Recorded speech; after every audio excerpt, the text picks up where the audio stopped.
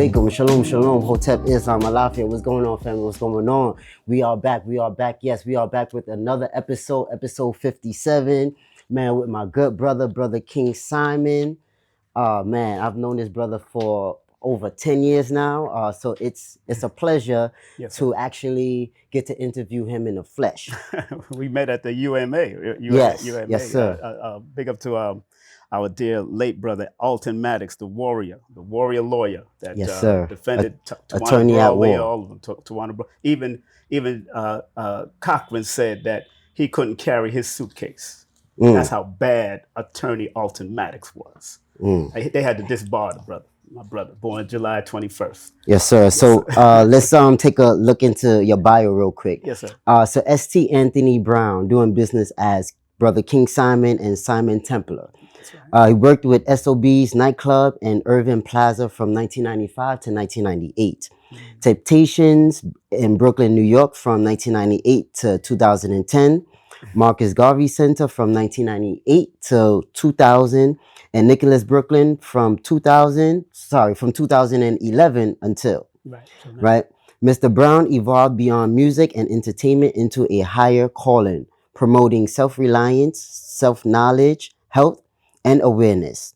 Through his production, he has featured some of the world's greatest minds and healers, including but not limited to Dr. Sebi, Dr. Phil Valentine, Ashir, the Dukes of Tears, Taj Tariq Bey, Noble Anapu High Priestess, and Ampu, and Anna Ampu, right? High Priestess, Het Heru, Queen of Four, and many, many, many more. So, ladies and gentlemen, please welcome Brother King Simon. Welcome, brother. Peace and love. Peace and love. Yes. Walaikum salam wa rahmatullahi wa barakatuh. So, let the people know about your upbringing. What was that like? That was fun. No, I grew up in Brooklyn, born right here in the Brooklyn Jewish Hospital to Jamaican and Jamaican parentage.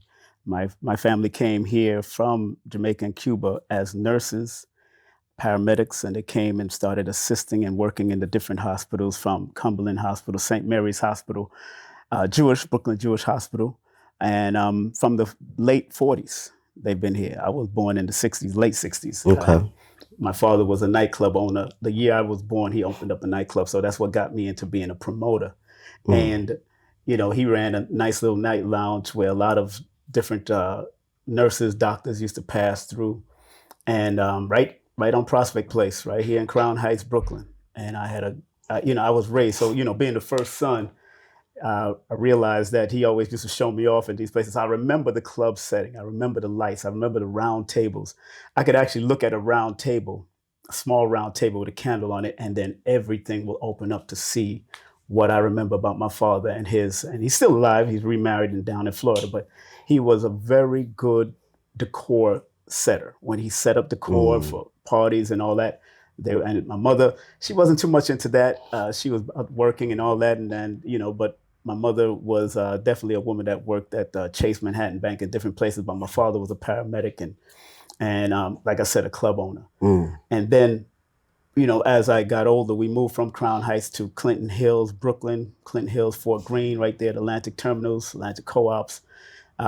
Of course, went to PS11. I heard Notorious B.I.G. went to PS11 after me, of course.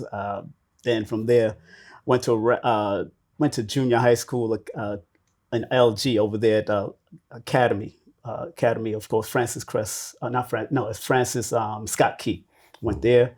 And then I went to Martin Luther King High School. Oh, yeah. And that's in the city. Yeah, I got kicked out. Me, Dougie Fresh went there. Me and he passed through there because all of us basically got kicked out of that school after smoking weed and fighting security. That was right across from LaGuardia. Yeah, and then I went to Erasmus, to my own school where me and Shaggy, Will Downing was in that school together, and I heard Yana Van Zant went there earlier, and people like Barbara Streisand went there. So Bill Cunningham, all of them was in Erasmus. So Erasmus is the last school I attended before I came down here to Boys High to do my GED because I got still smoking weed and doing foolishness. Right. At least you got that, brother. Yeah, at least I got that. But hey, I say, although I don't encourage dropping out of high school, I'm a proud dropout because at the end I say that I really learned on my own and really took on to reading, studying more than being, guided by this system and their educational system. So that's why I'm a person that thought out the box since I was young. And my mother used to say I was a hard head because I would never listen, even when she wanted me to stop singing, although she loved my voice. But back in those days, you got to remember, in the 80s, crack era was happening, a lot of stuff. And I understood why she was trying to protect her young boy back in those days, because crack could have taken me, but it didn't. And I went into the reggae business at a certain age and became number 5 on the reggae chart. Whole history. Well, what song was that? It's called Black and White Story. We tell the story. May I go tell you a little truth about the black histories for the people who can hear and those who can see. We're the first to come up with anatomy, to analyze the truth about we body. We're the first to come up with biology, to analyze the lies in the society. Produced by Clive Hudson, and then I was opening up for Shabba, Shinehead, man, is it on YouTube? Enemy, Ice Cube. I'm doing for a lot. Well, the song is on YouTube, but yeah, but that was again 89, 90. A lot of this new stuff. All right, but it's timeless music, brother. Yeah, still timeless music. So I'm pretty sure it'll still. Oh yes, conscious. Always conscious music. Yeah, conscious. timeless. Yeah. So growing up in the 70s and 80s, did you experience any discrimination or racism, or did you see it firsthand? More in the school, because school again, settings. We I was born in '67, so it's interesting that you experience it. I remember my cousins talking about it because they were older than I, being spit in the mouth by white folks, all kinds of stuff. I heard all this that. in New York. Yeah, New York and in Canada. In Canada, because we used to travel back and forth between Canada. Our families used to go Canada, Jamaica, England, and here. So we used to frequent, and I used to hear all those stories. Me, I never experienced other than, till you get into the school systems and find out that the white teachers didn't like you or what have you. They didn't like any one of us, whether we came from the Caribbean or the Americas or the indigenous of here. They still didn't like anybody because, like Malcolm would say, and I'm glad they have a picture here. Big up to this venue. Shout out this venue while we yes. play. Shout out the venue. The Black Room, family, let's Brooklyn, New York. Show some love. I'm Black a and promoter by ugly. nature, so I'm gonna show them. Black and ugly, but black on bid. We got to keep it black. Yeah, keep it black, blackity black. Yes, the person. Big up to the blackity black. The person behind the camera is also black, young, black, and talented. We all black people in here. Yeah, so Malcolm said you can't. Your enemy will never teach you right. And sure enough, even his own teacher tried to stop him from being a lawyer. Correct. But yet he still debated lawyers in different fields and different people. So I understand. And him and I, coincidentally born under that number 1 energy that can be very forceful and aggressive. It is what it is. And that's why I was, when I was young, forceful, aggressive, following people. But I didn't. I realized that I was not supposed to follow people at certain periods of time. Because when I did follow people, I got myself in trouble. Almost went to jail for a few things. So, but the only time I ever went to jail was fighting for my mother's 7 police officers, and I survived and got. I'm here with you today. Yes. So that's beautiful. Man, awesome. So let's talk about a little bit of consciousness. Again, New York, growing up in the 70s and 80s, as you said, definitely in the 80s, there was the crack epidemic there. Yeah. A lot of things going on. There was the rise in hip hop, right, culture. A lot of still racism, discrimination, humiliation, things of that nature. How did you get into consciousness and start to get into knowing a knowledge of self? Consciousness, like I got this hat on, right? What it says. Conscious by nature. Conscious by nature. All of us are conscious by nature, whether you're doing good or bad. But even the rat is conscious. Even the mouse. That's why I kind of changed it around and said conscious community. Because conscientious means doing what is right.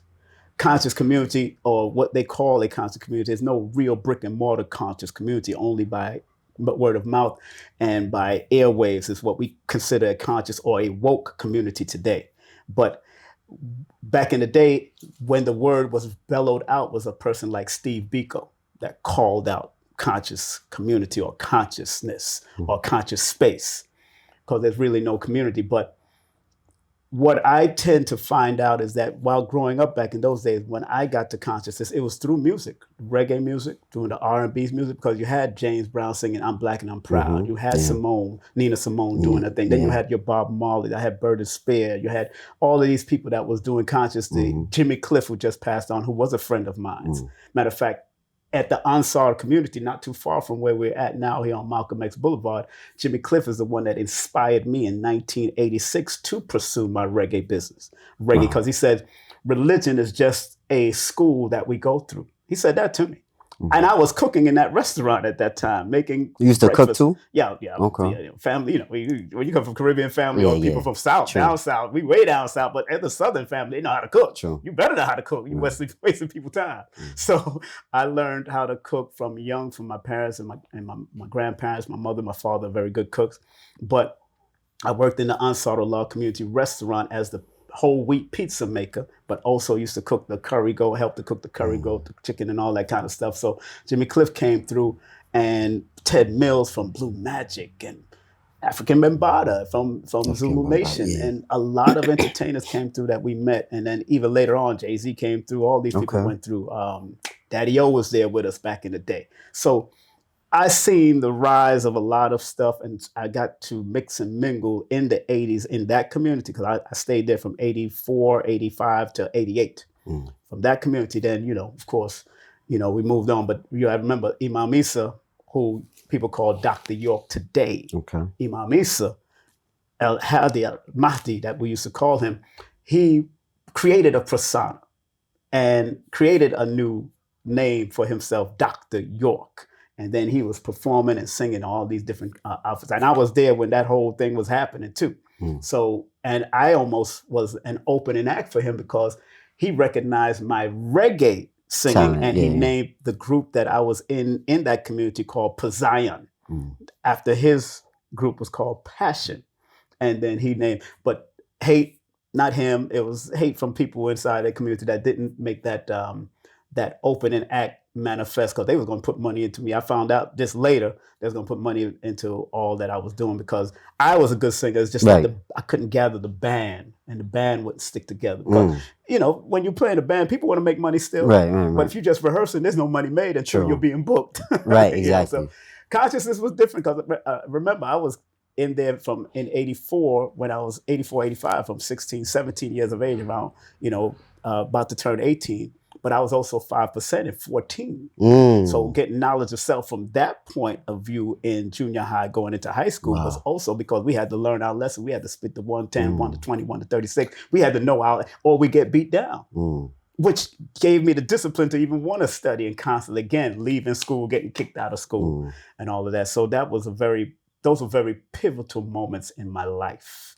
Especially with raising consciousness and propagating and promoting, because you're still, although I was born from a promoter, my father, I still end up promoting for other organizations like the 5%. Because when you teach your knowledge on the street or you go into parliament, you got to show and prove at these places. Then when you was in the Ansarullah community, you got to show and prove through the doctrine that you're promoting on the street, because we were selling his books, we were selling his incense, his oils. We had to bring in $100 per man to make sure we keep the community for women and children going. And we did 24-hour security. We did 24-hour security. And that was very pivotal, learning how to be in sub-zero weather right here in Brooklyn, doing security and thinking that we are going to be the 144,000. That was a mental shift, because remember, all of us read the Bible and read the scriptures of this 144,000. So Dr. York, aka Imam Isa, aka whatever he called himself after that, he really had our minds thinking that we were raising the 144,000. Like any other organization can say the same thing, from the Jim Jones, from the Hare Krishna, from the Jehovah's Witness, and I've studied all of them, because we were taught from the 5%, even into the Ansar, to study from the cradle to the grave, study everything. Yes, sir. Study everything. Yes, I've read sir. Mormon books. I've done all of that. Even though they didn't like us back in the 1800s, Jehovah's Witnesses didn't like us back in the 1800s as melanated people. But they knew that we were the vibration and the energy to put in these organizations to make it happen. That's why you have them now. But back in the day, during Charles T. Russell or John Rutherford, he was probably the one that made that catalyst to bring in more melanated people or Negroes of that time. And the Mormons was not doing that.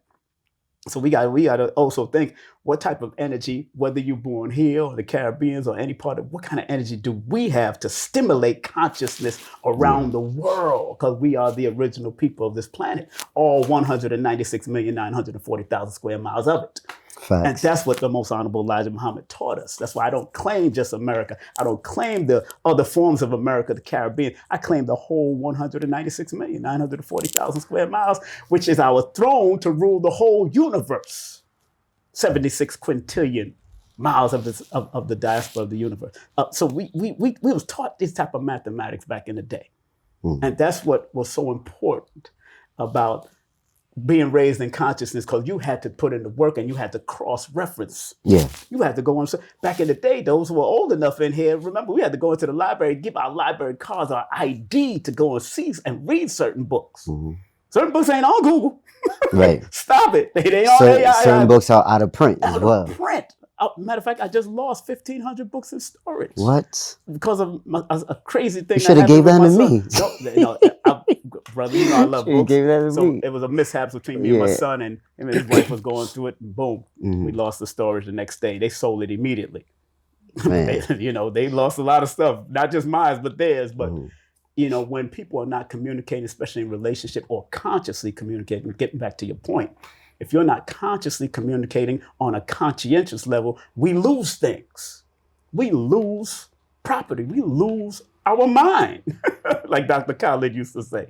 And then after the Nation of Ansarullah community, which now is Nuwapian, I went into the Nation of Islam under Minister Farrakhan and trained with them, and with Dr. Khalid Muhammad was one of the primary ministers that I was under. And Dr. Conrad, Minister Conrad, who's now Minister Conrad Tiller out in these streets. Big up to my brother who's still alive and well. Khalid, I used to work with him, and they used to train us. But they trained us in the Ansar and martial arts and all of that, keeping us conscious of that there can be attack on the street. You can be hurt.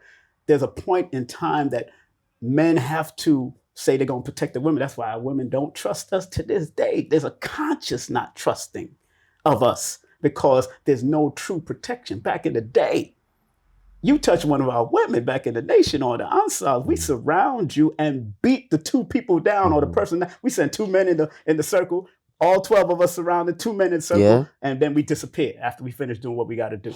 Just like the Malcolm X movie. So what happened, brother? So what happened from back in the days in the 80s and 90s to today, 2026, where men don't protect women anymore? It's gotten softer. Men has gotten softer. Man has gotten softer. And we also got to remember back in the times of the Vietnam War and all the time when they started, and even before that, the wars started starting infiltrating and going towards our women and children while we was at war. It's a whole nother thing that we can get into. But that was a serious pivotal moment that took the respect away from men that went to war. Although we was protecting a society, we got devastated at war and came back, no job, no family, people sending Dear John letters, black and white, but they was definitely focusing on us to shut us down. Because if, like Brother Kaba Kamene would say, if I was the enemy, I would do the same thing to us, separate us from our women and children. And like they did back in slavery and did back in colonialism, you keep the women and children, get rid of the men, because that's the only way you're gonna conquer. And I understand even when sisters have to bring out their masculine, because every man and woman has a masculine and feminine in them. So I understand that they have to bring it out at certain times and certain points of our history, because these things come in cycles. It happens. And just like anybody else, self-preservation. is still a law of nature. And I understand that on every level. That's why I always tell women to learn martial arts, train, close quarter attacks. Wing Chun was developed by a woman, was formed by a woman. Learn the close quarter attack from, because most likely when a man attacks you, they're gonna come up on you. With men, we trying to shoot them or get rid of them unless we walk up on them. That's why we're taught to actually, in fighting, we're taught to submit to the attacker so we can get that close to him, to take away the gun or take away the knife, because they're going to kill us from where that light pole is to us. They're going to try to shoot us. But if they feel that they got something over us, boom, Master Duncan would say that, become humble, become submissive. So we have to go to our feminine in order for us to do the masculine on them. And that's where, even when sisters get into martial arts, our teachers train all of them. Big up to Dr. Moses Powell and Soke Littlejohn and GM Anthony, aka Aziz Muhammad. Big up to Zahalia, Sister Zahalia, and all these great female martial arts that's been doing the work. Black female martial arts, Sister Veronica, Black Lady Sensei. That's a form of consciousness too. Okay. Because if sisters don't know how to protect themselves, or children don't know how to throw the damn bottle at their enemy, they're not conscious of self-preservation. And that's a problem in this society right now. We've lost footing. Can we get it back? I don't know. Wow. I don't know. Robots will defend them. It's not the next thing. AI and robots will be on the side. But now we got to know. I study and I tell people, consciously study movies. Dr. Valentine taught us to do that. There's a message in everything. KT, the arts degree, many others out there saying there's a message in everything. And most of these people that are putting out movies are putting the writing on the wall to let you know that what might can happen. That's why we put our writings on the wall in the temples of our greats from back in the day. They're doing it through movies, music, media. And whether it's propaganda or bullcrap, it is what it is. Now, how are you practicing discernment, especially in the years of the 2000? Because the 20 that begins in the 2000, that's a number in numerology. That's the number of discernment and awakening. We'll get into that. Yeah. I will go there. Yeah. Definitely.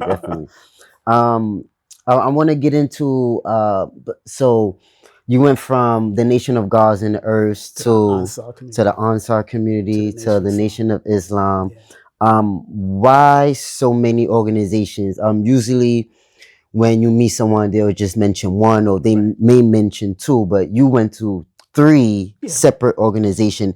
Did three of those have a similar school of thought? Yes. Okay, and then so describe that and describe why you went from Nation of Gods and the Earth, Ansar community, Nation of Islam. Interesting enough, the thin thread between all of them is who is the original man. Okay. And the original man and woman being the founders of all things. Even Satan came from us. Think about that. Because that biology of Satan go back to Set and Haru. Where Set was the opposing force to Haru. You understand? But we got to remember that we've changed. Cain and Abel in the Bible. Yeah, Cain and Abel. But you also got to remember that it goes back to the yin and yang concept in Asia, where those are two quote unquote, from a European perspective, two opposing forces, but they're supposed to be two complementary. Right. They're not opposing. Correct. The Europeans taught us conflict because they're coming out of a mountainous mindset of conflict. You're fighting against the cold. You fighting to get warm. You fighting even to wear animal skin. Yeah. You had to fight the beast to cut this man's animal skin out and go lay with that skin on just to get ticks off your body sometimes and fleas. Because they knew so that's where that book called Iceman Inheritance was so important. I know you sell that on your shop. Yes, sir. Those are the destruction of the Black civilization by Chancellor Williams was so important. They give you bibliography of what happened, and even quoting white folks. So we gotta also understand that in those organizations, they kept on going against the opposing force of the Europeans, but also kept on promoting our God force as men and women in the society. All of them. But Sometimes absolute power corrupts absolutely, where some leaders would become abusers of women, abusers of children, and that is the problem. That's why at my 58 years of age, about to be 59 in February What? 1st, You I you don't, look like you 39, man, I'm brother. taking care of health, man. Taking care of my health. Yes, Because sir. Dr. Africa, Dr. Queen Afua, people like Dr. Sabi, people like the most honorable Elijah Muhammad, how to eat to live. I still wake up with a straight up because I take care of my health. Yeah. You You're about to be another Dr. Sebi. Hey, His last one was at 81. Yeah, right? Dr. Sabi, but no, he's one of my teachers, man. Big up to the whole family of Sabi and those that his extended family. But those organizations helped us. And I wish the mentality were there now in our community as heavily as it was back in those days. But they, the younger generation have their own journey. Just like that song, Fantastic Voyage. They have their own fantastic voyage. And I've been promoting that song lately. Yeah. Because if you listen to the lyrics of how we used to sing and teach those songs, how all of these guys used to teach. But yeah, you could, So we gotta level up. That's level man, definitely. So in the midst of you stated that we don't have a so-called conscious community anymore. It's not even a community. Not a community, not a solid community like that, no. So what do we need for it to be a conscious community? This is another level happening right now. And because we are from a mathematical perspective, because mathematics is life and life is mathematics. In the nation, we saw mathematics is Islam and Islam is mathematics. Numbers do not lie, spiritually as well as physically. Only those that can be manipulated by a computer with statistics. But natural, pure patterns, cycles, and sequence and probability and statistics cannot lie because we're studying these things over time. That's what makes it a science, the metaphysical science, what makes it a science, just like regular science, which Michio Kaku might talk about, the great string physicist right here in New York, or Dr. Neil deGrasse Tyson, whom I read their books, and Stephen Hawking. I read books of these people because I wanted to find out the basis of just science. And you find that the basis of science is mathematics, is the numbers. It don't change on all of them, even the metaphysics, which Michio Kaku calls material, instead of saying metaphysics, because now they're playing word games when they know that beyond the physics is something beyond, just like us breathing here, the atoms and the molecules Oxygen. in the air right now, oxygen. All of this is metaphysical.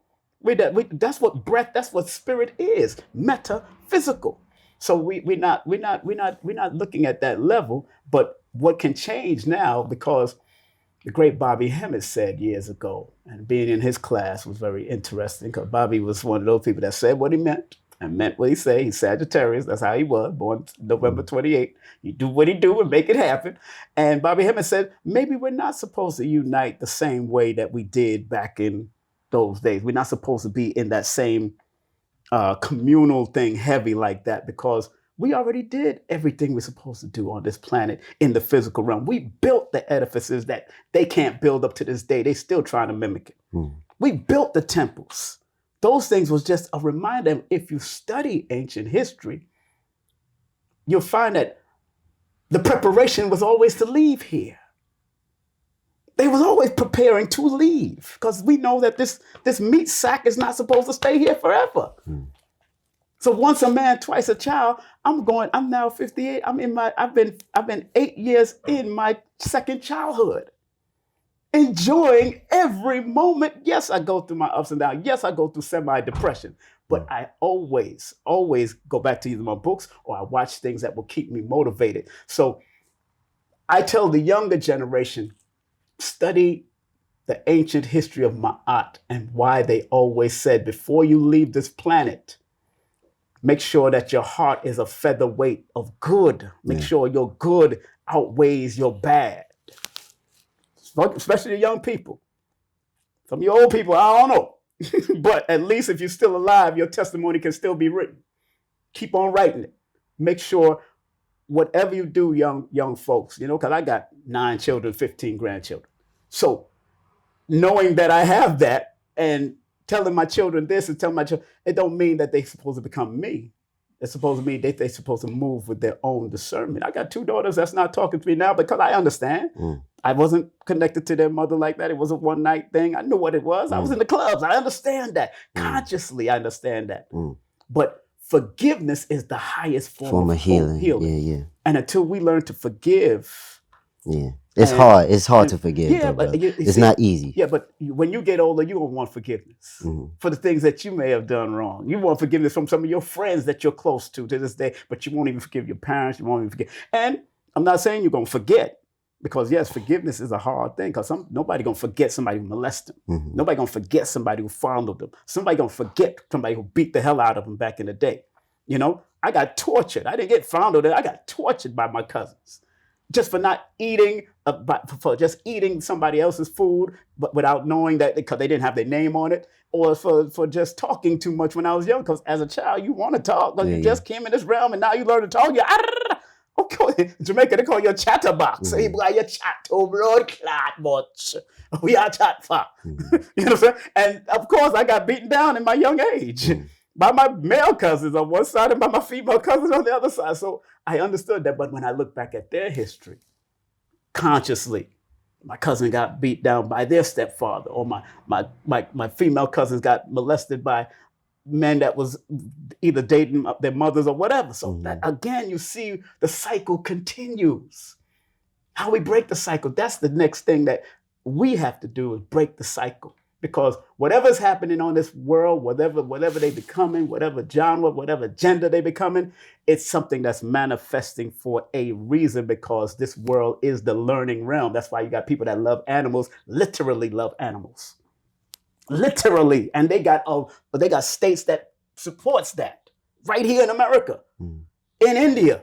And states that prohibit as well. You've got to prohibit, but there's gradually allowing it to open, because just like we want to bring out our ancestors, they want to bring their ancestors to fruition too. If you study Caligula Caesar and Julius Caesar, what they was doing with the freaking stuff they was doing, this is deeper than what we're doing here. They was doing it already. So they want to bring their ancestors up. But we got to remember that there's always, the universe is just. And the universe really don't give a damn what you're doing. Is, are you just and following the natural law of things? That's what this universe is about. That's what this universe I've recognized over my 58 years, and I believe I'm 50 million years old. Because I've traveled in my dreams and my astro travel. I practice astro travel. I practice different things for over the years. And I've seen myself elsewhere in other forms, whether I was a woman somewhere else, whether I was a man somewhere else, but not no animal, because energy is constant and only changes form. I wasn't no other animal. I was still human in some different form, but it constant energy.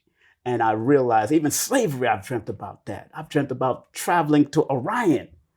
That's why I'm not afraid of death. And I know I'm going to die in my sleep. Consciously, I know this. Because when I did, they took me where I had to go consciously, and I started saying, I don't want to go back to Earth. And the beings that were flying with me and carrying me out there said, no, we can't do that. They slapped me back in my bed. In the dream, whatever ether chord, I came back in and said, your mission isn't over yet. That's when I wrote my first book. No promotion is bad promotion. Just spell my name right. Then I wrote my first numerology book, Numbers Are Simple, People Are Complicated. Then I kept on going. I wrote my other book, Numbers Are Simple, Children's Health is Important. My last numerology book is Numerovation for Mental Stability, because that's dealing with mental health. Because I realized we was in a mental health cycle. Each pivotal moment that that dream stimulated something, that my mission ain't over. And many of our missions ain't over yet. This is not my sister's last time doing. This is not the only thing. This ain't it. Much more to do. It's not his last. He got things to do. You got things to do. You know, we was in the clubs. You know that. You could have been still in the club. Smacking ass all day. Right. I was definitely smacking ass. I was the MC. Yeah. And Temptation, SOBs, Caribbean City, I ran all of that. Right. Ask anybody about Simon Templar. Ask anybody about me. They knew I had 4 women dancing around me, east, north, west, south. I'm dancing and whining to Soca and Marshall Montano and everybody. I worked with Marshall. I've worked with David Rudd. I've worked with these people at SOB. We used to bring these people. So when Marshall see me, he said, Simon, why? Well, you didn't know. You're not doing no. I'm not doing that no more. I gotta graduate. I can't be doing soca and all that and whining on a whole bunch of women like I used to do with one. But that was conscious because I didn't even drink and smoke. So I already had knowledge of self and knew not to drink and smoke. So they would think I was drunk consciously. But getting back to your point, our young people have to really, really consider studying the ancient knowledge because, again, their preparation was always about preparing to leave. Not leaving prematurely because you want to unalive yourself. I'm tired of this. No. You better have balance before you leave, or you'll be coming back here, recycled your ass right back in here again to do it in the year 3000. It's up to you. I don't mind coming back if it's going to come through my grandchildren, my great-great-great-grandchildren, but they're going to know every time they see the back of my book, they're going to see a beautiful smile. So what was Granddaddy talking? What was he smiling about? Wait a minute, how come he's smiling every time he did it? Every time I'm putting back all my books, that smile for a reason. To let them know, because I'm putting out the energy. So when I pass on, the legacy is like, yo, he always had his 32 smiling and skinning, and he loved what he do. That's what it's telling them. I loved what I do. Even when you read through my promotional book, Born to Promote is the first chapter. Born to Promote. I was born in the year 1967. Add up to a 23, which is a 5 is a number of promotion, production. Moving around, doing it, networking with people, having fun with people, adapting, traveling. This was my 5 year. This is my book based on that whole thing. So, I'm sorry. No, I'm sorry. It's good, man. So, speaking of your books, right? So, how did you get into numerology, learning about numbers, studying numbers, and so forth? And was numbers easy for you to grasp? We all learned from Michael Jackson. 1, 2, 3, A, B, C, easy as 1, 2, 3. Ironically, funny enough, ABC in the Pythagorean system is 1, 2, 3. It translates to 1, 2, 3. And numbers, when we pick it up, as much as one thing about numbers, why it's so easy, because I remember Brother Panic, the late Brother Panic said, take these names down. These were brothers that they did their thing in the metaphysics. Brother Panic says, when you really know your ABCs, you're supposed to be able to say it backwards. Try it.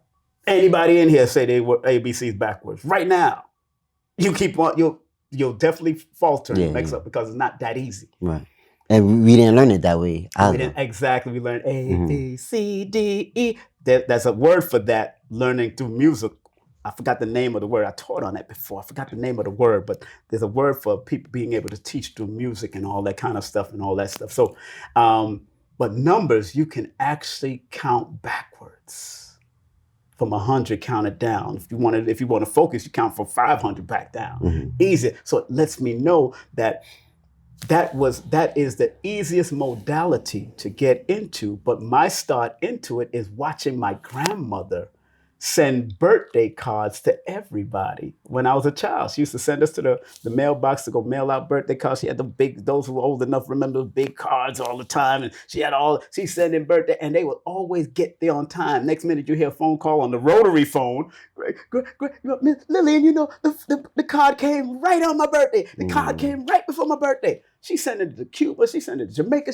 She knew when to send it. She was born June 22nd. So she was one of the introducers to why birthdays were so important. Now you got religions that will shut that down and understand. But understand, family, what mother goes through. Father is a participant, yes, because that's the sperm that came through to light and bring light to the ovum. But what mother goes through at that particular pivotal moment of giving birth. And some people will do it over and over again, and it's a pain. Matter of fact, at that point, it's either the mother could die or the child can die. A lot of people don't look at that. That's why it's important to acknowledge the birthing day. Even call your mama and say, happy birthday to you too, Mom. Thank you. Because she could have given you up. She could have tightened up and locked you up and breathed you and stopped you from coming through. She could have aborted you. The two most important days in your life is the day you was born and the day you die. Or the day you find out why you was born. Because we all came here for a reason. Right. Even to be a crackhead on the street, some of them came in just to do that and then get out of it one day, or they might never snap out of it. They just have to recycle through here. But I acknowledge the birthdays because of that premise alone. My grandmother was there, and then by the time I got into the 5% Nation, they gave me the understanding of mathematics, how important it is to study the math. Knowledge being knowledge, one being knowledge, two being wisdom, three being understanding, and so on and so forth. And then by the time I passed through the Ansar Allah community after the 5% Nation at the age of 17, 18, he was teaching the abjad, the Muslim form of numerology, or Arabian form of numerology, teaching us that about the number 19, because in the Quran, that's over it is number 19 if you study that history. But 19 represents the Alpha and Omega in Greece. So it represents the creative force of the universe. And then it leads to the number 10, which is a 0. 10 which turns into a 1, which deals with the creator. But the 0 deals with the evolute. The 10 represents evolution and development. And then by that time, I went back into those teachings, under the teachings of the Nation of Islam, through the Honorable Elijah Muhammad, because that's where the 5% Nation teaching came from. And they was also having, they also had the mathematics too. Yeah. So that, and then the Catechist was 1989 with Lloyd Strayhorn, reading me like a book on WLIB, WBLS with Imhotep Gary Bird. That was when I said, oh, I'm going to do this. I'm going to go full force with this. And I wasn't even his student. That was your first time meeting Lloyd? On the airwaves, yes. On the airwaves. And he was able to break my name down on February 1st on my birthday in 1989. Oh, it was on your birthday too? I called in and I said, I'm going to get on. I called in I remember calling in, and sure enough, boom, I got on, and he read it, and Gary Bird answered, and that was the moment. And although I was doing radio and all that kind of stuff in and out, but I joined the community and then disappeared for a while, came back. Lloyd was doing his thing, man. And that's what made me keep on going with the way I'm going now. Yeah, so shout out to Lloyd Strayhorn. That was your teacher. That was one of my teachers, But I never formally took his class. I actually just learned on my own, studying all these other things. And then by the time I did get to his class at City College, he had me get in front and start, because he knew I was that good. And I didn't even have my book out yet. Wow. He had me teaching the class. Even big up to Shantavia, a.k.a. Conjure Queen. She remembered I came and taught that class because he had to run out and do something now. Came and had some fun from my perspective. Yeah. So, it's been a journey, man. So why that title with your numerology book? Numbers are simple, people are complicated. Lloyd loved that title. As a matter of fact, for his over 50 years of doing numbers, and he wrote that book, Numbers and You, he said he wished he had that title because numbers are simple. 1 + 1 all over the world equals 2. 2 + 2 all over the world equals 4. What Terrence Howard is saying is different. Big up to Terrence, born March 11th. But I understand he's dealing with timetables, but I'm dealing with addition and subtraction and all that kind of stuff. But I understand where he's coming from when he talks about exaggerated addition and all that. I understand. That's why I didn't dog him out. I understand where he's coming. He's thinking outside of the box. But you got to understand that numbers are the basis of taking things to other levels of life. And numbers have proven itself just by the computer technology we use, by the 0 1s. In numerology, we will interpret it as female-male, because nothing creates without the female-male dynamic. Plug and socket. Not 2 sockets, not 2 plugs. It's plug and socket. The plug goes into the socket. That's 0 1, male, 0. So again, even in that knowledge of the numbers, it shows there's a creativity happen. And then you got in binary code, you see polygamy going on, because you got 001, 110, or polygyny or polyamory going. You see this going on in this. I'm like, oh, wait a goddamn minute. I start looking at it from a whole nother level. And that's why I went into not just creating numbers are simple, people are complicated, because people are complicated. Then I created Numerovation. But remember, I was doing numerologics. That's when I started finding my way. And then I had a dream about this word, Numerovation was not in the dictionary at all, period. I couldn't believe it because they had numeration, no numerovation. So what is numerovation? Motivating you with your numbers. Okay. And it came from the Latin word numero, and vation comes from motivation or innovation. So motivating you with your own numbers in an innovative way. That's what numerovation. And I put it, a friend of mine, doctor friend of mine, taught me how to put it in a lexicon dictionary.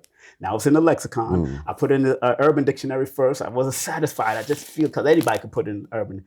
But when I came up with a meaning, broke down the Latin nuances of it, and I put it in the lexicon dictionary, they accepted it. But it's an algorithm that has to build up for the world to take hold of it, because the word numerology didn't come from Pythagorean. Didn't come from the Chaldean. Remember, they were speaking different languages then. Numerology, the word, came from an adopted woman named Dr. Julia Seton. She coined the word after studying with a well-known number vibrational teacher, because they never called it numerology again, Miss L. Dow Ballot. And it was Julia Seton. They tried to give it to a guy named Julian Staton. Okay. But I didn't see enough information. I did the cross-reference. I kept on studying. I said, he didn't come up with enough information. So you can see the word Julia or Julia. You can see, so back in those male chauvinistic days, especially amongst white folks and white men, you could see why they probably didn't want to give it to the woman and gave it to a man instead. But Julian Staton did not do it. And then when I looked her up, it was in the Idiot Guys of Numerology and those type of books that do deep research. They put her name and I said, And then when I found out she died at the age of 88 and she died in 1862, then I realized all of that added up to an 8. I was like, wait a minute. Then her daughter wrote a numerology book, Dr. Juno. I said, oh, this is the woman. She's the one that coined it in 1907. Okay. And 1907 adds up to an 8. So 8 followed her. Now I see the patterns. That's how you look at things. Because we didn't know her birth, because in early times, a lot of people didn't have their birth certificates, didn't know when they was born. True. But we knew that she died in the year of the 8. And then she coined that word in 1907, which adds up to an 8. And then she died at the age of 88. I was like, oh, this can't be coincidence. This ain't coincidence. So who was the name again that coined the term? The term numerology? Yeah. Dr. Julia Seton, an adoptee. She was adopted. We don't even know who her parents are. We just know she was adopted. But she had a daughter that also wrote a book on numerology and romance. No. So it's a powerful thing when you start doing cross-reference. It wasn't just Google. I did. I started looking at it. I had thousands of books. I said, let me go ahead and look this stuff up. Right. And then I went into studying, going into different libraries in Florida and different places and started looking, because I was in Florida for a while studying. Then I was looking in Brooklyn. Then I looked at Georgia while I was in Georgia. I was studying. Then that's where I found it, in Georgia. Yeah. So we have entered a new year, 2026. Yes, Lord. Break down numerically speaking. Numerically? Yeah. Yes, sir. 2026. Remember what I said earlier. Since we've been in the 2000s, that first initial double lettering is the 20. And 20 is the number of awakening and discernment, but also the number 20, because the 2 is the lead. That's a feminine number in numerology, because every number has its masculine and feminine. Every number has its elements it's connected to. Every number is connected to a zodiac sign from an astronumerology perspective. So, because if you notice, since 1999, Prince sang 1999, coming out of the masculine energy, coming into the more people got more sensitive, more things started coming out about sensitivity. People are now being willing to talk, especially from Oprah bringing certain things in also. She being born on January 29th, which adds up to a number 11, which is a number 2.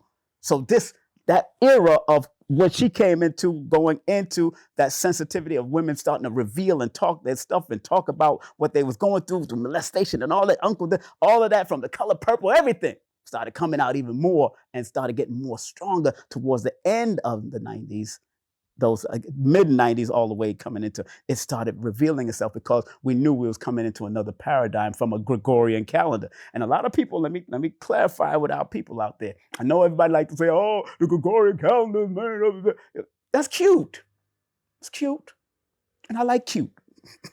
However, as long as we are paying attention and vibing with that energy, it becomes real.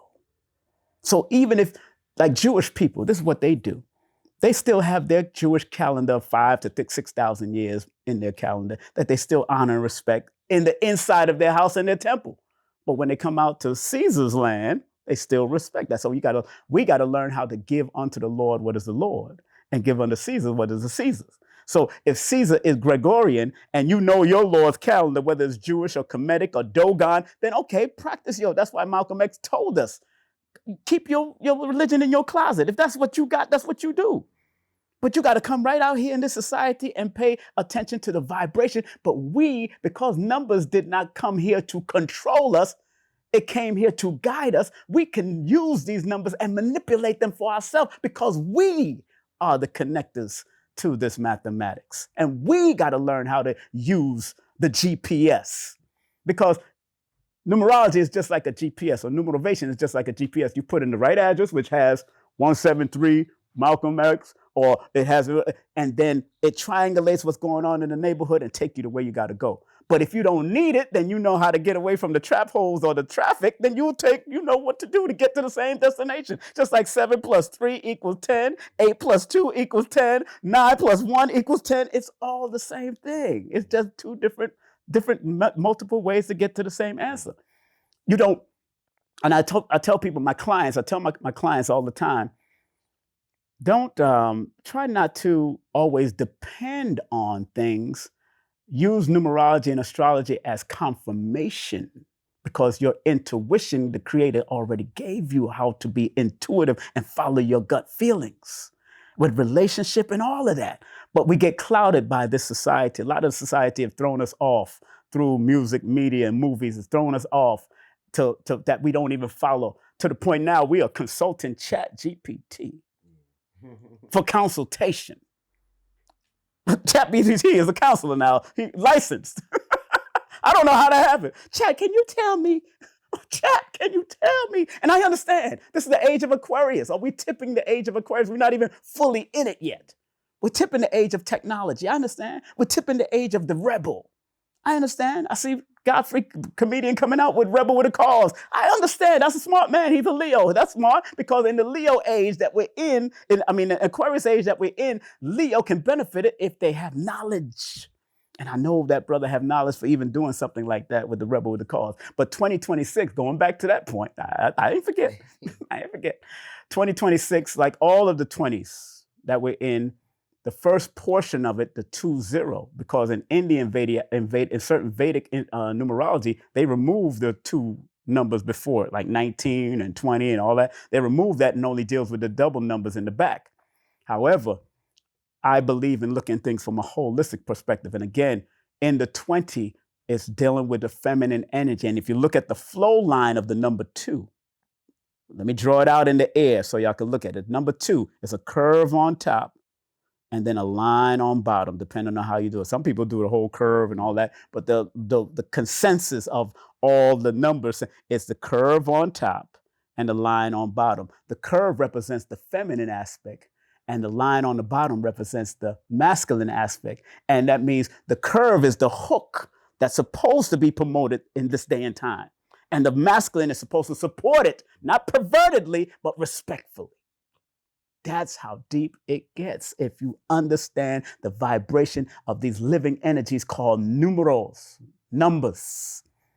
And numerals don't belong to Spaniards. Numerals don't belong to the Arabs. We did not discover numbers, family.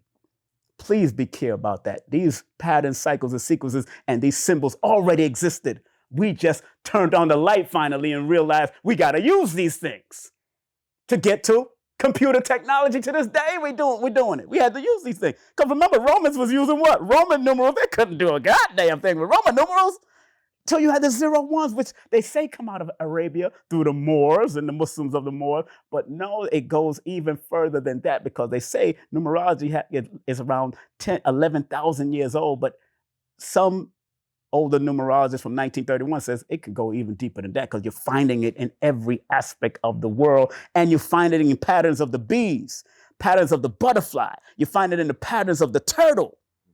That's why I Ching is based on the turtle. The numerology of China is based on the turtle patterns on its back. See, we study nature and be wise, like the most honorable Elijah Muhammad taught us. Study nature and be wise. Nature of plants, nature of anything. So the 2026, I'm back on point. I know how to do this. This is what we do. 2026, look at the 20 and look at the 26 first, both of those numbers.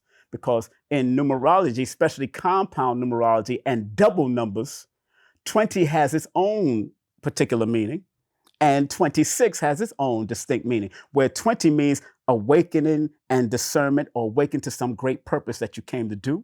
So everybody in the 2000s, if they tap in, can do that. That's why you see many millionaires have been developing here in these years, and many things have been revealed. But the 26 now that we're up to, 26 years in, 26 is the number of, in compound numerology, the number of 26 is the number of be careful of bad acquaintances, bad advice, bad partnership. Because 2 and 6 in numerology are all balanced numbers and healing numbers that add up to the number 8, which looks like the infinity symbol, but it's not. A lot of people, but I let you go with that symbolism because I understand people paying attention to symbolism. But infinity symbol was actually created in the 1500s. The symbol, so they can identify or be this, let you realize that there's infinity in numbers. There's an infinite amount. So I could die right now. I could start counting, die right now, come back and reincarnate and still be counting the numbers again. Because numbers keep on going and going and going. But are you going to stay linear, or are you going to spiral up or spiral down as you're coming back? So again, 2026 is very important, because what I do, because Dr. Laila Africa, one of the late great Dr. Laila Africa, who published these books, these 2 books before he passed, and the third one, Numbers Are Simple, Children's Health is Important, because he believed in my teachings and he understood how important numbers was. Because I look at it from a holistic perspective, people, just remember, if 26 means be careful on the negative, means be careful of bad advice and bad partnership, and the 20 means awakening and discernment, that means in the 2026, you got to be awakened and be of discernment, clear judgment of who you allow into your life. And be very clear, because it adds up to the number 10 after that, 2 plus 0 plus 2 plus 6 adds up to a 10. But again, holistically, 20 plus 26 adds up to 46. 4 says to maintain your mind, stay focused, stay mentally balanced. And 6 says learn to ground, learn to find balance in whatever you do, be healing, find beauty in certain things. And 10 is the wheel of fortune. So whatever you do, it can have fortunate effects on it, but the wheel of fortune also says you could either be fortunate doing bad things or the fortunate being doing negative things, but there is always a karma that comes with it. What goes around comes around. And you always got to be careful of that, especially because 26 is a dominant number in 2026, and that adds up to 8, and 8 in numerology is a karmic number of abundance, yes, but it's also a number of losing abundance if you're not disciplined.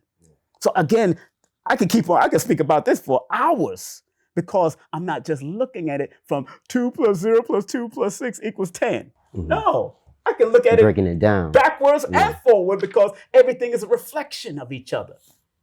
And then you ain't even going to Ethiopian calendar that might be another year, or you're going into the Asiatic calendar that might be another year. And I've done readings or consultation. I don't even like to call it readings. I've done consultation for people who brought the Asiatic calendar, which we are in the 15,000 years in the Asiatic calendar. 15,111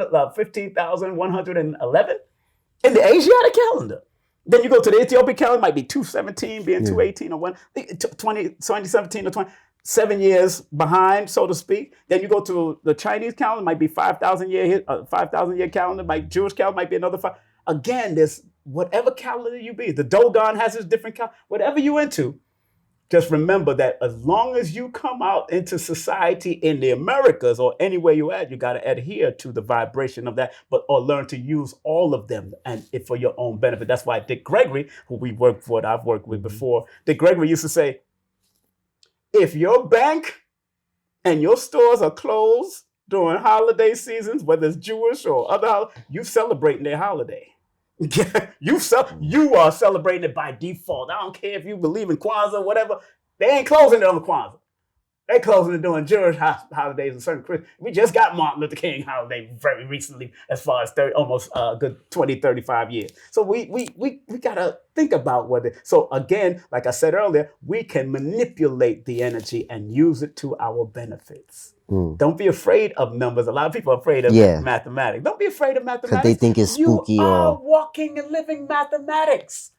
2 eyes, 32 teeth, 2 hands, 10 toes down? Really? Why are you afraid? If you don't, big up to Joshua Sarah. You need to get him on your show. Joshua Sarah, he's a mathematician or mathematician. And I remember him saying, I said, yo, and he said, man, why a baby slumps down? Because they don't understand their mathematics of balance yet. That's why they'll slump down. You put them on the chair, they go like this. Because they don't understand the mathematics. We use a leg, right, left, right, because we now understand the mathematics of balance. Playing ball is geometry. You say you got to get angles. We ain't even thinking about that. Football, all that is all mathematics.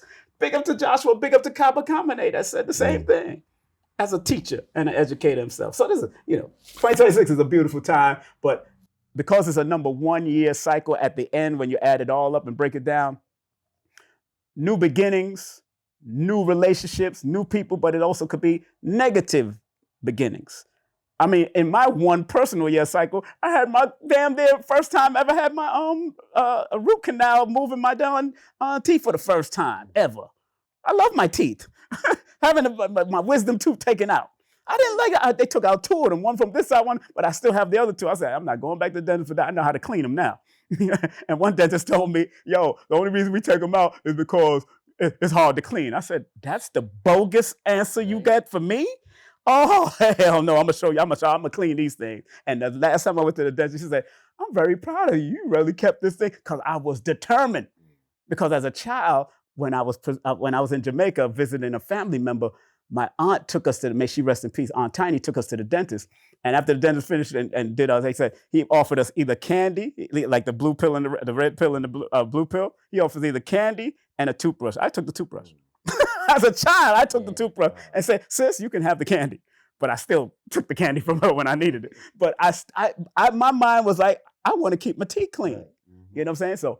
So understand 2026, all of us can use the energy of new beginnings, but always remember, new beginnings can be a new broken leg, a new divorce for the first time.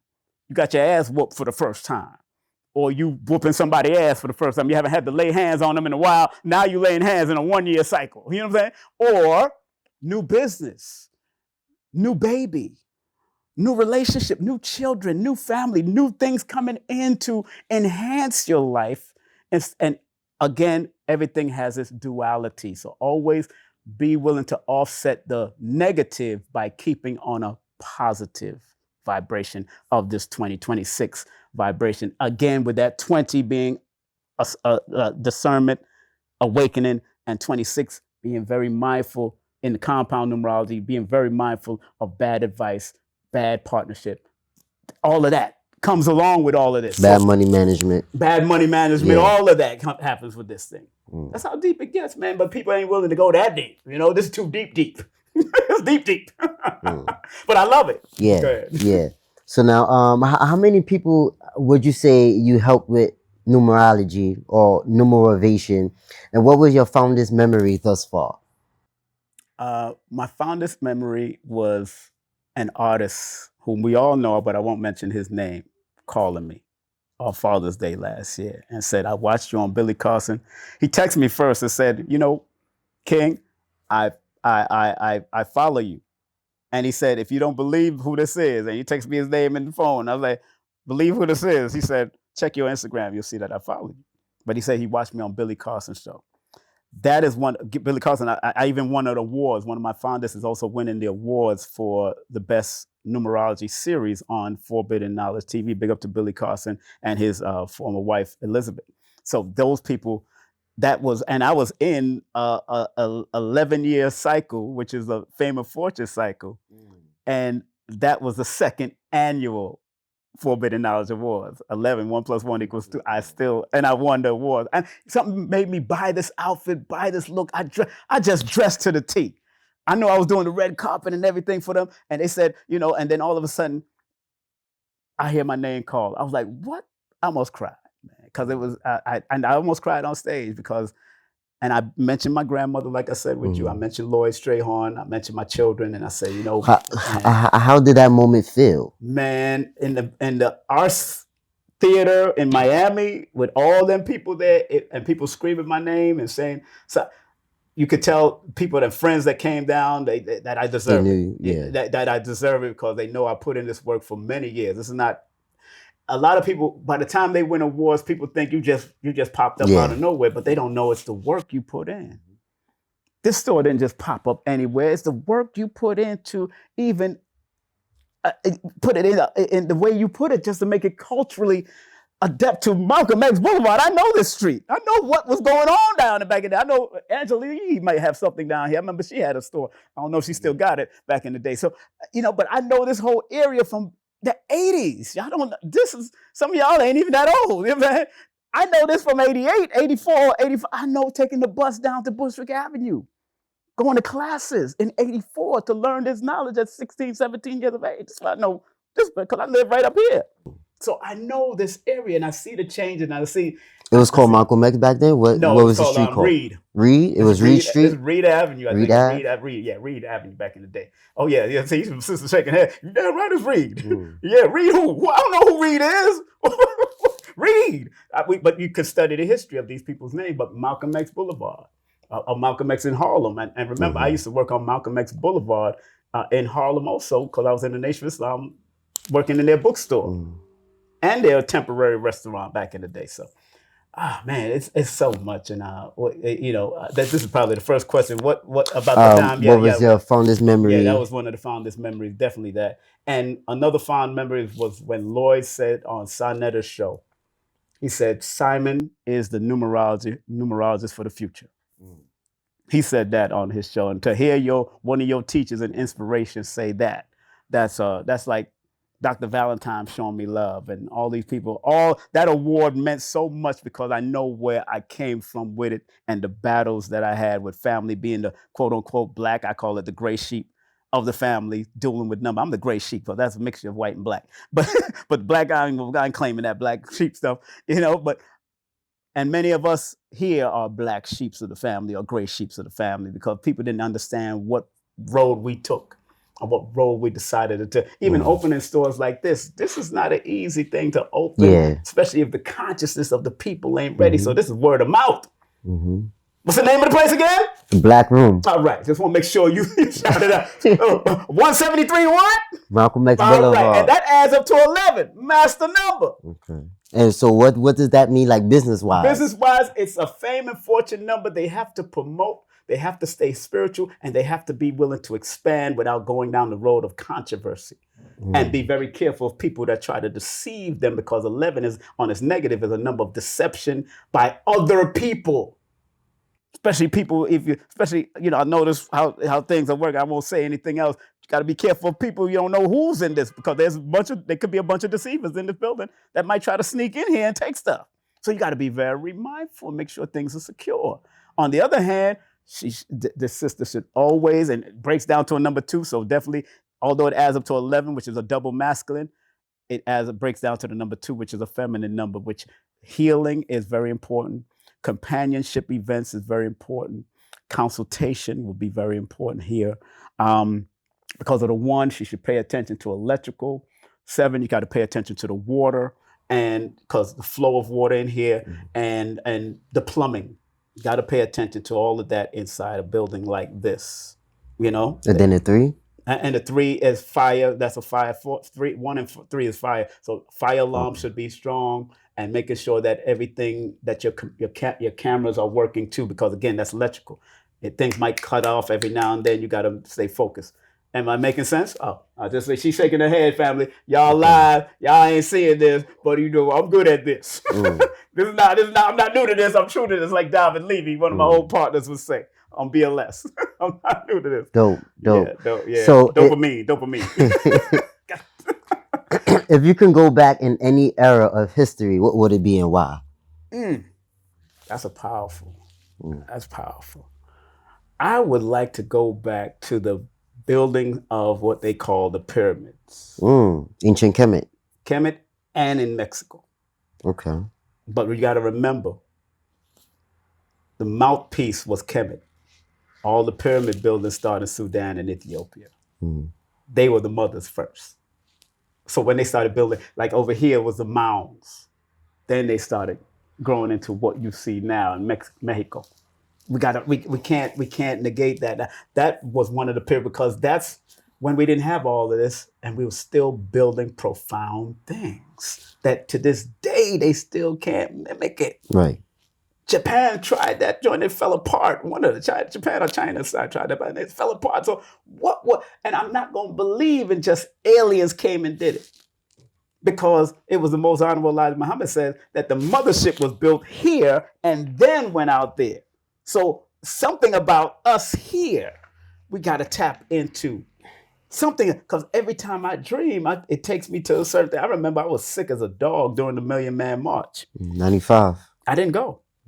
I had a 105 flu, and so it knocked me out. So I only can listen to it. I wrapped up in this wool sheet with a lion on it. It looked like one of the lions from Kemet. And this dream took me over the pyramids when I had this dream during the Million Man March. And what had happened is that as soon as I woke up, the whole sheet and cover was nothing but sweat. I sweated everything out. Yeah. And I got down and did 100 push-ups.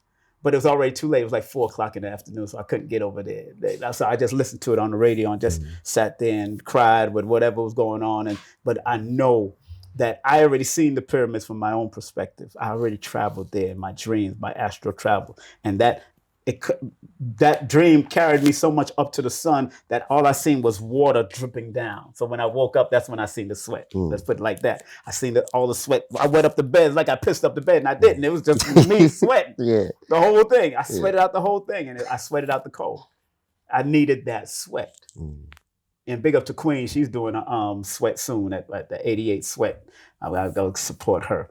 Queen of Four. Yeah, Queen of Four. Big up to her. I'm going to go to that. I've been to a sweat. She's the first one to take me to a sweat with the whole crew. And that's a good to go with Queen of Four, because she gives you that those herbs to go into that sweat. Me and Hadia was in there. I remember Hadia and I go back when she was younger. She know me from when she was a child. So it's always good to see Hadia Barbell. I don't know if she's coming, but it's a big, I met so many people in my life, man. And those are some monumental times. But the time I would go back was definitely the building of those mounds and the building of those, the great temples of the world. Dope. Those are the world. And so it seemed like you dream a lot, right? And for some people, they have a hard time dreaming. I heard.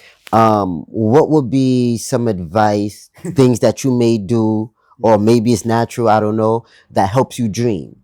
It's definitely natural. Okay. I've been doing so you don't do anything? Like Sri Master Gano Grills would say, I spoke to him recently. Sri Master, if y'all don't know Sri Master Gano Grills, he's also a former actor and all that, who worked with LL and different other people.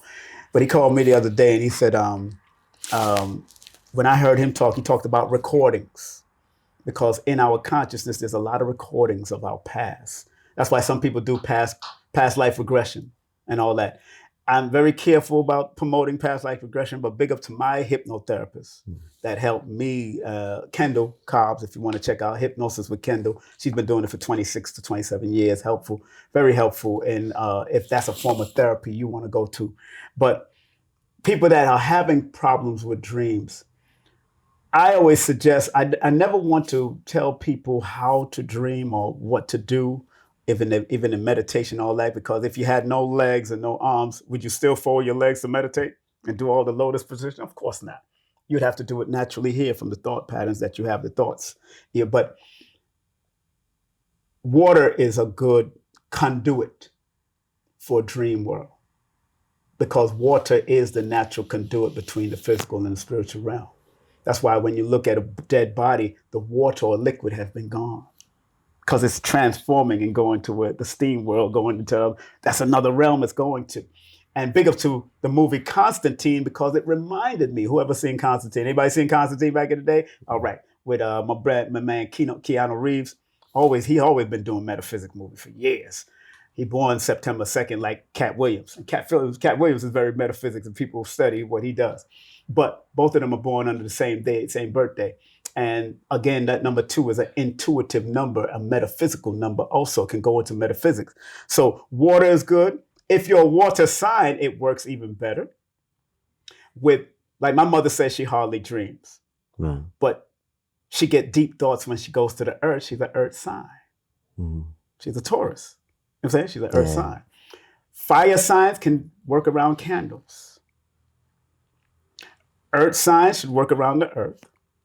Water signs should work around water. Air signs should practice deep breathing or Tai Chi or Qigong. That's going to help you with the deep breathing. And that should open your palates to connecting to the other realm. And sometimes you're just in walking thoughts. So every thought that comes through you might be from an ancestor telling you something, because just like they show you in movies that they have a good angel and a bad angel on your shoulder, you got to pay attention. Which one is telling you to do the crime or telling you to do the time in the right way? Mm-hmm. So those who don't dream, pay attention to your thoughts. And like I said to a friend that's born under the sign of Cancer this morning, I told her, remember, being born under that sign of Cancer is a water energy, but you're born on the 11th, which is also a number of, all master numbers are portals. It's a portal between realms. So always remember that, you know, when you're walking or dealing with certain things, pay attention to your thoughts. Have a journal. We all have notes in our phones now. Take those, even if it's something that you see out there, the 888 or certain things that they call angel number. We can get into that next. Angel numbers or angle numbers. Pay attention to where you see those things at particular pivotal moments of your life and time. Because yes, the Creator speaks in multiple languages, not just in the religious language of speaking in tongues. Tongue is language. And sometimes language is numbers. Sometimes language is symbols. Sometimes language is repetition, things showing up repetitiously, because we learn through repetition, trauma, and symbolism. I was just, and this is no slight to the sister. I see my sister here. She has the nose thing right under your nose, right? What I've noticed with people younger than you, that they are the symbol of it goes back into time to ancient Africa, where it was, you know, they revered, they had a certain ritual that made them put it on. But I noticed the young sisters and brothers are more antisocial with it. I've noticed that, because my own daughter went through it, and it's like a rites of passage that they have to go through to become silent. And then some of them remove it and do what they got to do. Again, no slight on the sister. I just noticed that in younger people that have had, and then I watched the whole documentary, understanding that that symbol is either shaped like a U in one aspect or shaped like a C in another aspect of how you tilt it and turn it around. U in numerology is the 6th energy that's reminding you of health and finding balance in one aspect. But in the Chaldean, in the Pythagorean system, it adds up to a number 3 that says you have to express whatever you're holding in yourself. Let it out. Don't hold it in. Because sometimes people will pierce their bodies or tattoo their body because of the pain they cannot put on the person that hurt them. They will do it to themselves. This is all psychological. Go into the DMS book that Dr. Umar used to talk about. I shouted out his name, but those books like that, it goes back into those times of study. And I had those 2 books, lost that in storage. And they used to tell us about these different things on piercing and all that kind of stuff, which we negate now because, again, this is the realm of learning.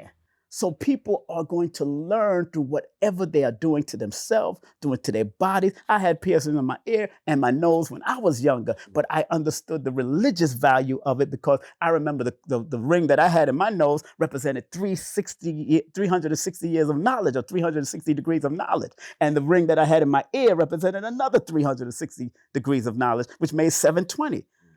That's why I told my daughter, I said, yo, know the meaning of that before you even go into that. Learn it, because then you'll be able to explain it better to people on that. So, and that's a great thing to keep understanding, even when you're dealing with dream world, because we can daydream, we can have walking dream, we can have night dreams, we can dream about a song, and sometimes most of us can be sitting here or sitting in some place in our house, and all of a sudden a song comes up, because our brains are transmitters and receivers. And we might be transmitting and receiving something that's not even playing around us. It's here, it's showing up in our ear now, or something from our past that's reminding you to tap into that song to learn something, or something that you have to heal from that song that came into your head at that point. Because certain songs like Always and Forever might pop into my head. So Always and Forever remind me of the dancing I used to do with my wife, although I'm not with her no more. Those things trigger songs, Memories, trigger yeah. you. All those, and that's a good thing. I love. So what is deja vu? Because I have deja vu a lot, right? So when, I guess, because you mentioned like daydreaming, Right. I guess I would daydream, and then probably like 2-3 years later, be like, oh, They like, come back yo, actually, I know I thought of that. I was in my mind, and and it feels real. Right. From my perspective, when you look at deja vu, it's dealing with a mental reminder of something that you went through and that needed to be addressed again, needed to be reminded of you again. Just like people, like I said, seeing numbers or angle numbers. People call them angel numbers. How many people have seen 3-digit numbers? Raise your hand. I've seen 3-digit numbers pop up every now and then in cars and all that kind of stuff.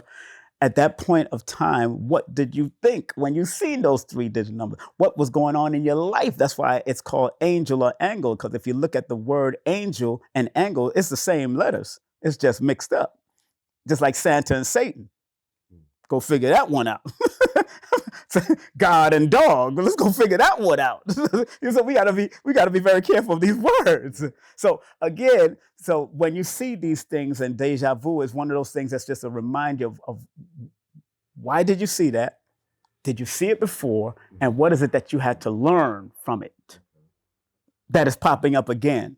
Because if you watch The Matrix, remember the cat was passing by while they was trying to escape, and the cat looked like it was out of the Matrix and came back into the Matrix or did something. And then he looked and said, Neo said, deja vu. He said, that means somebody's infiltrating the Matrix. Something is infiltrating the mind. The word D is a number 4 in both systems of numerology. So already the beginning of that word deja vu is dealing with the mind. And any name that begins with a D or a T or a M deals with the mind, and how they have to protect their mind first from all the outside madness. That's why I tell people study numbers, because you'll understand the vibration and how to use it to be your best self. Now we are about to wind down, brother. No problem. And if you can just look in that camera for me straight ahead. Hey. What was your relationship with Dr. Khalid Abdul Muhammad? May Allah be pleased with him. May Allah be pleased. I have him in my book, so I know. Yeah, Dr. Khalid Abdul. I used to do security. I used to do security and for everything. him. I brought him to Montreal, Canada, because I helped set up the study group in Montreal, Canada, back in 92, 93. And I brought Dr. Khalid to Montreal, Canada, tribute to Malcolm X. When the movie came out, the X movie came out, that's when 92. We brought him to Montreal, Canada. Sold out the place twice at Concordia University. Big up to everybody in Montreal when I used to live back and forth out of there. Khalid was, and I talked to his son the other day. I usually call him for his birthday, Dr. Farah Gray. Khalid was a very strong, forceful force in the Nation of Islam. And then, of course, he went to the new Black Panther. But Khalid was born January 12th, Birthday's tomorrow. Birthday's tomorrow, yeah. Very forceful energy that brought a lot of similarities of what Malcolm was about back in the day. There will only be one Malcolm, there will only be one Khalid, just like there'll be only one Farrakhan and one Tanetta Muhammad and one Clara Muhammad. But Khalid was one of those people that wanted to unify a lot of the offshoots of Islam. And to me, Khalid was like a chameleon because he was able to become anything you want him to become. He'll even grow a beard and become a Muslim, Sunni Muslim, or he'll cut his beard off and put in a suit. And Khalid was one of those people that really believed in the lessons of the most honorable Elijah Muhammad when he says, what is the meaning of FOI? The meaning of FOI is the military training of the men that belongs to Islam in North America, and their job was to infiltrate, go behind enemy lines and infiltrate, to teach the knowledge, bring the knowledge to them. And that's what Khalid, he would dress in a booba, dress in one of these outfits. He'll come here and buy something for them sisters, dress up in the whole thing and go into an Erykah Badu concert and dropping knowledge backstage. This is Khalid. Because I've been backstage in different, and I've been with him at places like the Cotton Club one time, because we used to go through there back in the day. But, you know, he was just one of those people that was a very, very, very keen, clean-cut brother that was misunderstood, I believe. Okay. I believe he was. So a lot of people didn't like him. Yeah, many people liked him, but because of his fiery. But when you're too strong and too black, You could be too strong and too black. Yeah, you'd be too strong and too black for this society. Because remember, when Khalid passed on, that's when they started really 2001. initiating things in the state building and all that kind of stuff. With, you know, all the Giuliani, political madness that was going on. See, all of that was happening, and when Khalid, it's like, to me, they had to remove Dr. Khalid or separate Khalid from Farrakhan. I think that was one of the, just like Malcolm was separated from the most honorable Elijah Muhammad. They had to do something like that, because two men like that doing powerful things in a powerful way. And funny enough, when Farrakhan sat him down, he didn't throw him out. He sat him down. He suspended him. Suspended him. Didn't mean that he couldn't do what he got to do just to maintain himself. But what's so interesting about that is that if you look back at Minister Farrakhan's old tape, he was speaking like Khalid back in the day. Back in the 70s, he was speaking like Khalid. I mean, even from the white woman was a biatch. Minister Farrakhan taught a lecture similar to that too. I mean, broke it down scientifically, connecting the four-legged dog to the white woman and the white man. That's how deep it was, because they used to lay with them in the caves and mountains of Europe, of Caucasus Mountains, because they used to lay with animals in their history. So that was deep. So, you know, Khalid was a very special brother. Big up to all of his children that's still alive, his ex-wives, his former wives that's still alive. Enough respect to all of them, man. And the one that I do talk to today. What is one lesson of Dr. Khalid that still resonates with you today? Regardless of land, label, or language, there's but one God. That lesson always stuck with me, and the Warrior's Creed that he gave us. We are all saints, saviors, soldiers, scholars, healers, and killers, male and female. Because if that woman want to protect her children, she become a killer. She want to heal her children. She become a scholar. She want to teach her. We are all saints, saviors, soldiers, scholars, healers, and killers. All of us. And I say that prayer before I leave the house. But I make it a prayer, a mantra for me. And I always say, may they show up at the appropriate time. Because you don't want to be a healer when you're supposed to be healing somebody and you're killing them. Yeah. You don't want to be a killer and you're trying to heal that killer who's trying to attack you. That's crazy. Yeah. You know what I'm saying? So yeah, that's one of the things I love. Those two things I loved about Dr. Khalid, what he gave us. All right, Bill, I have a couple more questions for you. So you can use numbers like for anything, as you just broke down, for business purposes, right? Even in relationships, right? So yes. How would that work out? One thing I've learned in any relationship, because I've done, my clients stem from straight, gay, tranny, all that stuff. I had all kinds of clients, because sometimes most of it's over the phone, but they'll let me know, because they'll ask certain numbers about things, and then I know, you know, but your numbers tell me if they have the propensity to go down those roads or not. And one thing I realized about the numbers, that numbers are objective, they're not subjective. They don't care whether you that way or this way, or your business is falling or going. It's objective, because if you want to use the interpretations and the vibration of the number to step it up to make your life or your business go a certain way, especially in any relationship, because I believe, matter of fact, say, I know I don't believe no more. I don't believe no more, because that belief can take hold to not believing one day.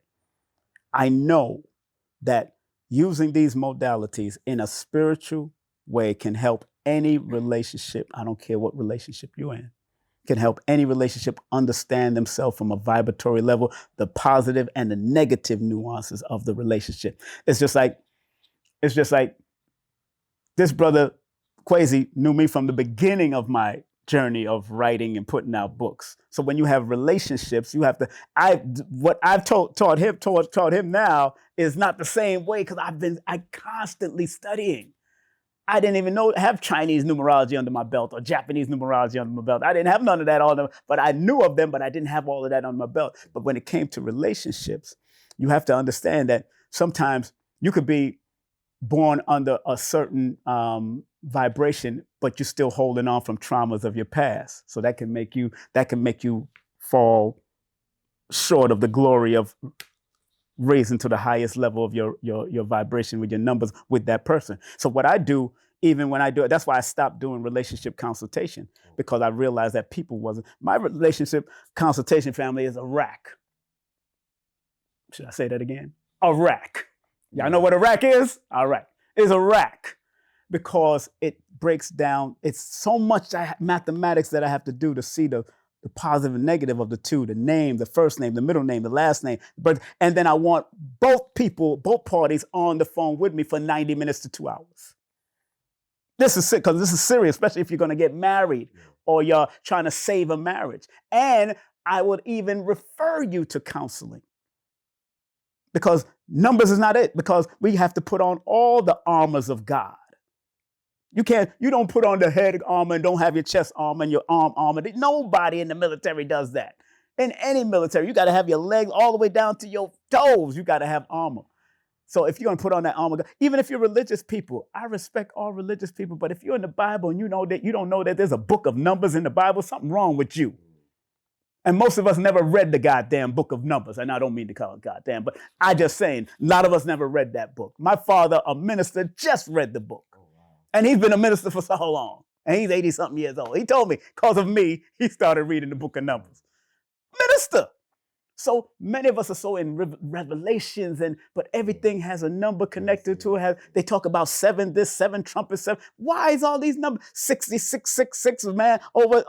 They tell you all these, they're giving you all the tricks of the trade inside there about numbers, but yet, I remember a religious person came to me and said, a Hebrew brother, big up to him. What do you say about the people that says, Simon, that this is of the devil? I said, who created the devil, sir? Then I turn around. Then if God created the devil, doesn't God know what the devil knows? So when using numbers, you could either use it on a negative intention or a positive intention. Like everything else. Remember, everybody watched the Moses movie. If everybody remember that, Moses was of God and he threw down his staff. But the two men that had the staff threw down and made snakes too. But Moses' staff turned into a snake of God and swallowed up the 2 snakes. It's a matter of intentions. Who are you coming with? Which force are you coming with? Pharaoh's force wasn't as strong as Moses' force. So God's snake swallowed both the serpents. Mm-hmm. So it's just showing you the intention. And then when I noticed and when I said, man, because I study biblical, I'm a minister, an ordained minister. I'm an ordained minister. A lot of people, I'm in 2 different systems, spiritual humanism and the universal life, the one that they put on television all the time, universal life. But I made sure the spirit, but it's also a matter, I got a ministry of Numerovation where my job is to motivate people. I can marry people, I can do funerals, I can do all of that. Just to get and that requires a lot of mathematics when you're trying to make sure a couple is right. And I tell couples, don't come to me if you're not serious about getting married. Yeah. I had brothers call me, sisters, hear this one. yo, man, I got 3 girls I'm considering. Can you tell me? I'm like, really? This is what we doing, sir? Son, you gonna bring all of them on the phone? Nah, they don't even know each other. So, oh, really? This is what I can't deal with. If you're gonna do polygamy, at least get it right. Or polygyny, do it right. If you're gonna do poly, that's the new word out there. If you're doing poly, get it right. Get your mathematics, get your astrology, get whatever. But make sure you have some type of, because even Abraham, who was into polygamy, had some kind of balance and still had problems. I talked to Dr. Sabi, he still had problems. Dr. Africa, man, all of the elders kept on telling me, yo, Simon, I've been in polygamy, but it's best to have one. Yo, I died laughing. Wow. So I said, wait a minute. Even in the Holy Quran, it says that. I might be paraphrasing. You could have up to 4. Yeah. But it's best if to you can't, have one. Yeah. If you can't handle all 4 of them, best to have one. Uno. No. Because just the mentality of women is different. They're another side of God. And you're another side of God. And if you don't understand that side of God, what the hell are you trying to get all these other gods to come in your one single mind? And then you have people that fall from grace. One mate is better. Even in India, and there was husbands to one woman. That part. And Kenya too, in Africa. And Kenya too. So you got to know what was the different nuances and when they all appeared. You got to know when these things are. You got to study this thing. I watched a whole documentary on PBS about that. And I was like, wow. But they was all family members. They was like the brothers with, or cousins and all that. They was all family. They wanted to keep the lineage tight. You know what I'm saying? And women are the portal, no doubt. Women are the portal. All right, brother. One last question. So what advice would you give to the youth? I think I gave them earlier. But what do you mean? What do you mean by that? Advice as far as being successful, as far as like learning who they are, fulfilling their purpose in life, as you mentioned earlier. Right. That type of thing. Okay. With the young people, just remember to do your best. Because at the end of the best is all you can do. Nobody, everybody like to say, oh, I'm perfect. There's no such thing. Big up to Les Brown. He said, there's no such thing as perfect. Because if you're perfect, you need to leave this planet. It's time for you to go. Because perfection, if you notice, if you're perfect, that's perfect. What's beyond perfect? Come on, what's beyond perfect? That's why people like Les Brown, who was one of my teachers, said, you could always better your best. Better your best. But make sure you find what you love to do. Because if you find out what you love to do, you'll never work a day in your life. That is the truth. Find out what you love to do. But thank y'all very much. And remember, have your spiritual balance. It's all right. Become spiritual, whatever you're going to get into, but make sure you do the cross-examination for it. I don't suggest people finding leaders per se. Find out the leader within yourself, because you are the true leader within yourself. People say Jesus saved, but no, Jesus can't save you or Muhammad or Abraham or anybody unless you decide to accept that. It starts with you. You have to decide that I'm going to follow Christ, or I'm going to follow Islam, or I'm going to follow. You made that decision to take a shahada or get dumped in water, and you took that. You made that decision because your soul felt you needed it. But at the end of the day, the word means savior. So you actually becoming your own Jesus when you start to recognize that Jesus only means being a Christian, like my brother, means crystallizing the oneness of Christ, following the example of Jesus. Being a Muslim is being one who is of peace. You're working towards peace, or one of submission. But you got different meanings. Then you're Hebrew, you crossing over from falsehood to truth, or what you deem as a falsehood. Being Buddhist means enlightened. These are words that we play with. But in our father and mother's house, there's many mansions, man. Let's enjoy those mansions, man. I'm going into all the doors. I tell you, I like all them doors. Because I learned from every mansion that I ever walked in to take what I need to make me a better. Just like the lungs does what it does. Just like the heart does what it does. The kidney does what it does. The liver do to serve the greater good of the body. Because if the lungs decided to be the kidney, you'll have problems. If the mouth decided to be the asshole, you'll have a problem. you dying. So everything has its function to make this universe within our diverse body work. Thank you, Man, I appreciate you, brother. Appreciate you, Family, brother. thank you so much for tuning in. Yes. Brother King Simon, tell the people where they can find you at, and your anything else that you got going on, and your books as well. Yes.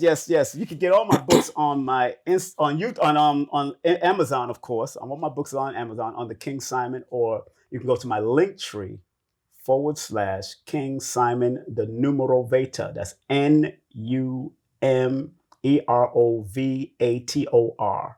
Numerovator, right? King Simon the Numerovator. You can find my books on there, all my links to my YouTube channel. Y'all know I have a regular YouTube channel, KSPTV Media, where I interview a lot of great people, a lot of great Queen of Fools coming on my show this Friday. A few other great people I've had on there. I've had people like Dr. Farrah Gray. I've had Brother Fatim from WBLS. I've had a lot of different people. Phil Valentine. I had Dr. Sabi, old archive stuff. I have Dr. Africa on there. I had Lloyd Strahan. I got a lot of people on I have 2,000 plus videos on my show. And my show is called King Simon Presents Only Quality People, because Les Brown gave us that part. I'm down with OQP, not other people's property. I'm down with OQP, not other people's punani. I'm down with OQP. Only quality people. That's what I'm down with. Big up to the Lord by Nature, who I met, Trench, back doing the Tupac, because I did security for Tupac back in the day. So big up to them. So yeah, man. So man, that's it. And King Simon, just Google me, King Simon Production or King Simon Numerology.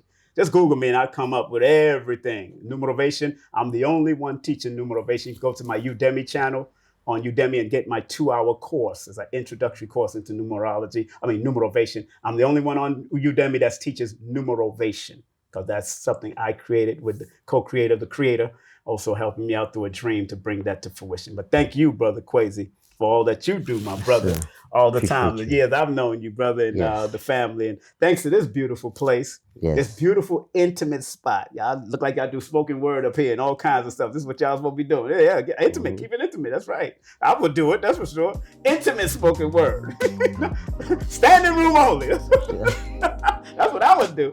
Yeah, make sure you promote them now. What's their name based on? The Black Room family. The Black Room. Hit them up, man. Brooklyn. Black and Ugly on IG. Well, I thank y'all. Thank you for tuning in. Thank you, Brother King Simon. I leave you as I greet you. Assalamu alaikum. Shalom, shalom. Hotep, Islam, Alafia. Peace.